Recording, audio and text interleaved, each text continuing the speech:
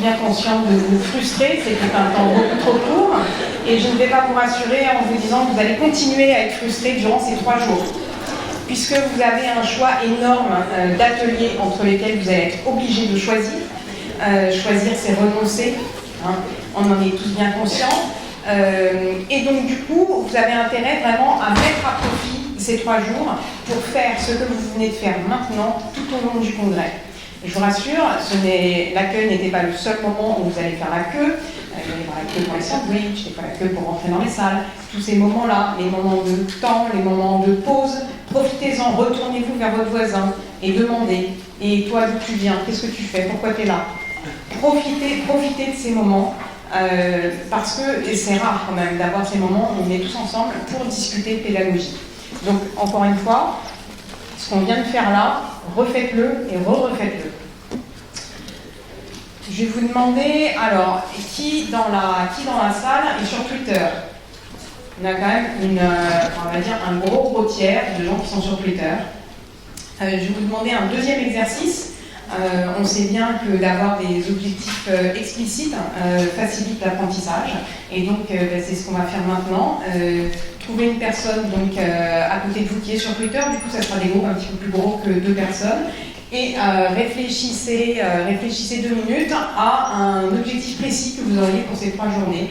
Au-delà de se renseigner sur les classes inversées, les pédagogies actives, quel est le sujet sur lequel vous voulez ressortir d'ici avec vraiment des idées très concrètes à mettre en œuvre à la rentrée prochaine ou des suppléments d'informations. Donc encore une fois, est-ce que la consigne est claire déjà? Parce que je vois des têtes un petit peu plus questionnantes que pour ma question précédente. Est-ce que vous pouvez lever la main si la consigne est claire? Alors, la consigne n'est pas claire pour tout le monde, mais elle est claire pour assez de monde pour que vous trouviez un voisin qui va vous expliquer. Effectivement, est-ce que ceux qui sont sur Twitter peuvent relever la main? Ceux qui ne sont pas sur Twitter peuvent identifier les gens à côté d'eux qui sont sur Twitter. Trouvez-vous pour vous mettre dans un groupe où il y a au moins une personne sur Twitter et réfléchissez pendant 2 minutes à quel est l'objectif que vous allez vous fixer pour ces 3 journées.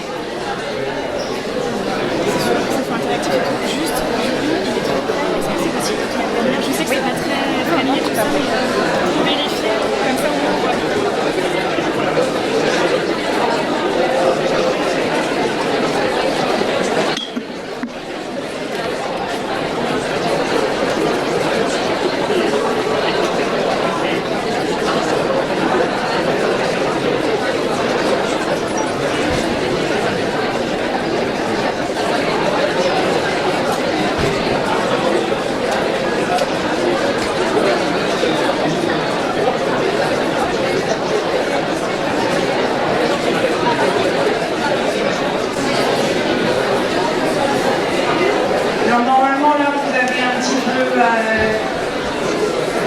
Vous êtes capable en quelques mots de vous donner un objectif. Est-ce que vous pouvez demander simplement à la personne du groupe qui est sur Twitter de poster en utilisant les hashtags qui sont indiqués ici?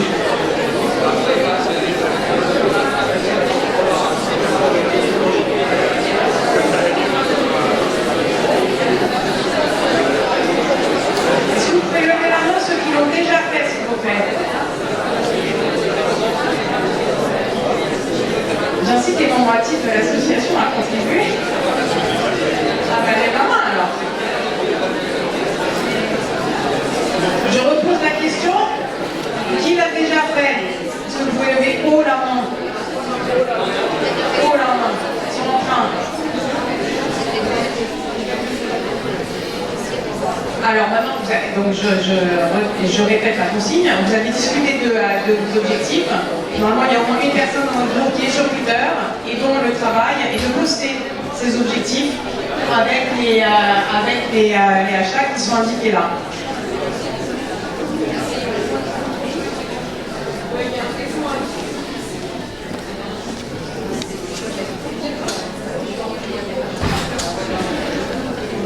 Pendant que vous finissez de tweeter,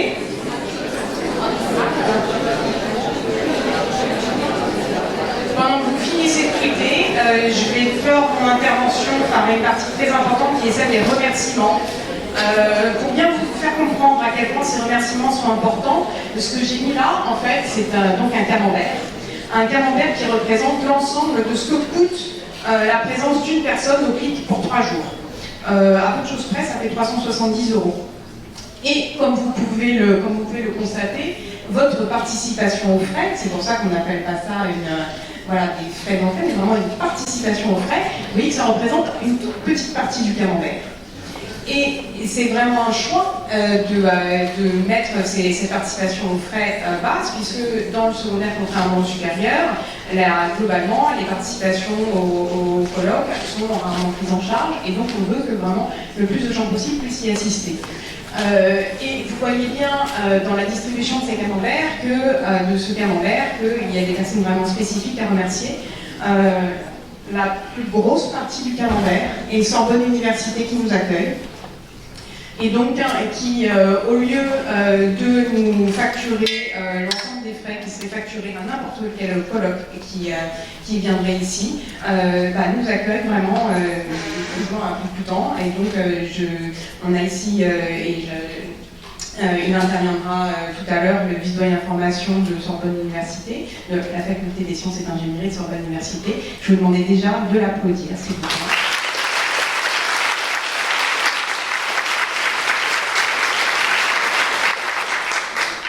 Parce que c'est vraiment un très grand cadeau qu'ils nous font en nous accueillant. Je reviendrai dessus un petit peu plus tard. La deuxième grosse partie du camembert, vous voyez, c'est bénévolat. C'est-à-dire tous les gens qui ont donné de leur temps gratuitement pour nous permettre de passer ces 3 journées ici. Ça va comprendre, je peux commencer par eux parce que je vois Marcel qui est en face de nous, les gens qui viennent, qui vont intervenir, les participants au comité scientifique qui ont fait le travail un peu de, si besoin, faire un petit peu reformuler, agencer l'ensemble des interventions. Et puis également, tout simplement, les gens qui sont à l'accueil là-bas au lieu d'être dans l'amphi là, les gens qui ont préparé tous les messages de communication, le fait d'intervenir et d'interagir avec tous les participants que nous sommes, enfin tout ça, c'est vraiment énormément de temps. Et ce qu'on peut bien voir, c'est évidemment le comité d'organisation et le comité technique, qui s'est occupé aussi des ateliers techniques. Et donc, ce qu'on peut bien voir, c'est que tout ce travail, si on avait dû le payer, voilà ce que ça aurait représenté. Donc, je ne les ai pas tous cités, vous les trouverez tous dans le programme. Je voudrais aussi, s'il vous plaît, qu'on les applaudisse, parce qu'ils ont dit...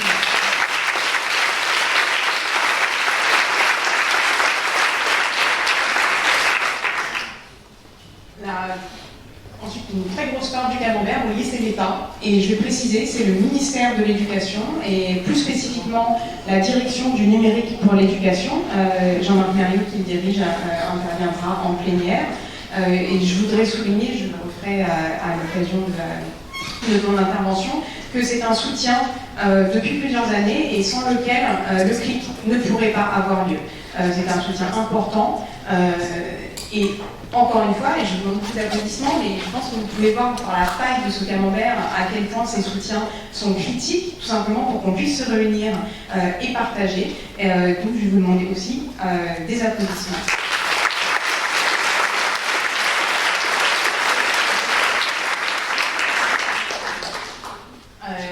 Je finirai avec l'ensemble des partenaires. On a un certain nombre d'entreprises qui ont choisi de soutenir cet événement et qui sont présents et qui ont des choses à proposer techniques. N'hésitez pas à aller discuter avec eux. Il y en a un certain nombre qui proposent des ateliers.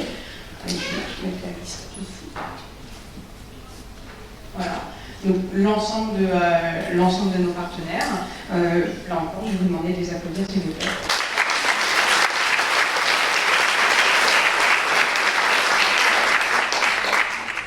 Je vais finir en vous remerciant évidemment vous d'être présents et en vous rappelant que... pas tout de suite, j'ai pas encore fini. En vous disant que ce que vous retirerez du clic sera directement corrélé à ce que vous y apporterez. C'est-à-dire que vous pouvez venir ici pour écouter, être petite souris et écouter, mais j'espère que vous aurez bien compris que ce n'est pas du tout l'idée de ces 3 jours. On est là pour interagir, on est là pour échanger, même si vous ne présentez pas d'atelier, vous participerez forcément à des ateliers où vous serez encouragé à interagir, à poser vos questions, à apporter des choses si vous avez des choses à apporter, et je suis sûre et certaine que vous en avez. Ce n'est pas parce que vous ne faites pas classe inversée que vous n'avez pas d'expertise pédagogique, et c'est bien vraiment de ça qu'on va parler ici.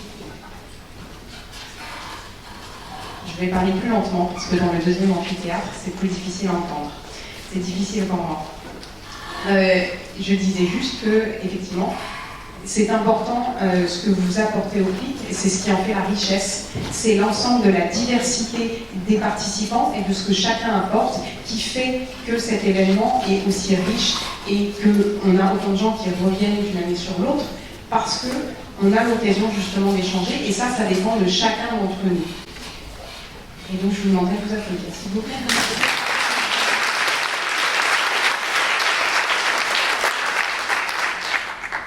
Sur ce,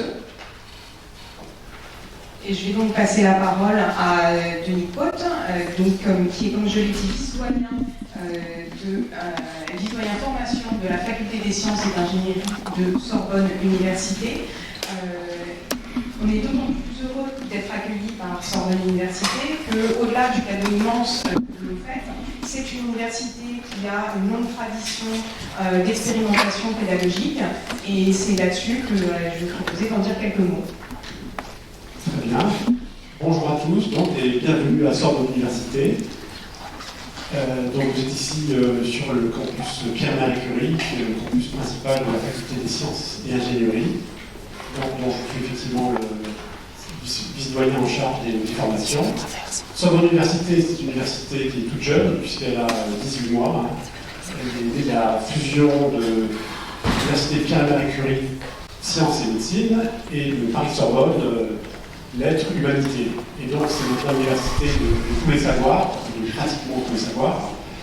Et ce dialogue des disciplines permet d'aborder différentes questions du monde contemporain, qui sont souvent au croisement de différents champs disciplinaires, comme la transition environnementale, l'intelligence artificielle, différents sujets qui nécessitent un partage de compétences et de savoir provenant de communautés diverses. Alors cette multidisciplinarité, elle se reflète aussi dans nos formations.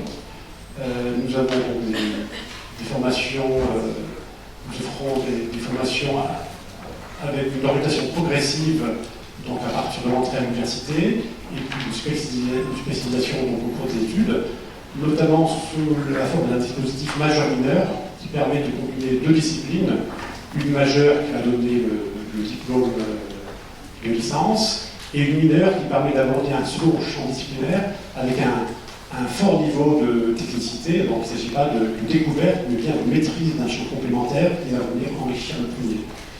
Et par exemple, dans le domaine des sciences, nous pouvons ainsi proposer des parcours majeurs-mineurs comme mettons chimie et informatique, éventuellement pouvant conduire à une double licence dans le cadre d'un parcours intensif, ou bien des parcours entre sciences et lettres comme philosophie et biologie. Donc nous avons réorganisé nos enseignements pour que quasiment l'ensemble de ces affariements de disciplines, en tout cas tous ceux qui font sens pédagogiquement, puissent être possibles. En tout cas, dans le domaine des sciences, c'est maintenant complètement mis en place à l'échelle globale de la faculté. Donc, je suis tout à fait heureux, évidemment, d'accueillir aujourd'hui des enseignants de toutes disciplines, puisque c'est une pratique ici à l'université, et de l'ensemble des niveaux du système éducatif. Donc, dans le moment d'échange de convivialité tout à l'heure, merci Madame la Présidente, j'ai eu avec mes collègues qui enseignent en CE2, donc merci à vous tous d'être là et de nous permettre cet échange. Ces échanges sont particulièrement importants aussi pour nous à l'université parce que nous avons évidemment les mêmes questionnements pédagogiques que vous. Nous avons des pratiques également à partager avec parfois des succès, parfois des choses à faire, à évoluer. Nous partageons évidemment les mêmes lycéens qui deviennent nos étudiants. Donc je crois que les questionnements sont vraiment transverses aux différents niveaux du système éducatif. Et donc c'est très heureux que ce congrès permette de rassembler tous ces acteurs, donc finalement de la formation de nos enfants, de nos jeunes, depuis l'école primaire jusqu'à l'enseignement supérieur. Oui, je signale aussi que dans ce cadre de dialogue université-lycée, nous développons nous offrons depuis plusieurs années un dispositif qui s'appelle le Prof en Fac, qui permet à des enseignants du secondaire de venir pendant 3 jours pendant les vacances de Pâques à l'université pour côtoyer les enseignants-chercheurs, travailler en pratique expérimentale et finalement renouer avec la pratique, avec la science telle qu'elle se construit jour le jour dans les laboratoires de recherche universitaires. Et ce dialogue université-lycée, il est également très important dans le cadre actuel de la réforme profonde du lycée, avec l'orientation, puisque maintenant, dès la fin de la seconde, pour le choix des spécialités. Et là aussi, nous avons développé un système de binôme étudiants-enseignants-ambassadeurs. Et nous proposons à l'ensemble des lycées de France, qui le souhaitent évidemment, d'envoyer donc ce binôme, présenter nos formations, et puis donc l'étudiant apporte son témoignage direct et vivant sur son expérience personnelle de formation à l'université, et puis la richesse de la vie étudiante dont il peut témoigner. Donc c'est des choses qui se développent. On va commencer ça avec Parcoursup, parce qu'il y avait un réel besoin d'accompagnement à l'orientation. On est bien conscient que c'est un effort collectif, la réussite sera là si tout le monde y participe, et l'université doit répondre de sa part. Et bien sûr, la réforme du lycée va impacter l'entrée à l'université dans 2 ans. Donc aussi, nous travaillons à prendre encore cette évolution majeure du lycée pour adapter notre cursus universitaire pour une bonne articulation entre les deux systèmes. Et donc, pour répondre à l'intervention, à la suggestion de Mme Dufour, effectivement, l'université est engagée fortement dans la transformation pédagogique de ces formations. À la faculté des sciences et ingénierie, donc, nous avons mis en place une structure d'appui aux innovations pédagogiques, notamment numériques, mais elles peuvent être de divers types. Et actuellement, effectivement, nous avons un effort important pour l'hybridation de nos enseignements, c'est-à-dire articuler des activités en présentiel, des activités distantes, mais recadrées, et ce qui remet en cause beaucoup de pratiques pédagogiques. Et donc, apporte finalement nécessite un accompagnement important avec une véritable expertise d'ingénierie pédagogique, de vidéaste, de graphiste, enfin de différents métiers qui permettent aux enseignants d'arriver plus rapidement à un résultat de qualité dans la réflexion et la conception du projet comme dans sa réalisation technique, puisque là aussi les enjeux sont assez importants. Et puis finalement, je voudrais dire que dans ma pratique enseignante personnelle, tout à fait modeste, j'ai eu l'occasion de pratiquer la classe inversée avec des étudiants du première année de master, donc un niveau déjà finalement relativement élevé. Mais même là, je me suis aperçu que ce changement de posture avait des incidences profondes sur la manière d'évaluer, sur la problématique de la motivation des étudiants, même à Bac+4, sur la construction de l'autonomie des apprentissages. Et donc finalement, c'était bien un changement pédagogique global qu'il fallait introduire dès que l'on commençait à se mettre en mouvement pour des changements pédagogiques. Et c'est la raison pour laquelle je vous souhaite un congrès fructueux pendant ces 3 journées. Et je vous souhaite donc le meilleur pour ce congrès. Pour ce congrès donc, 2019, donc, je suis très heureux d'introduire. Bon travail et bon séjour à Sorbonne Université.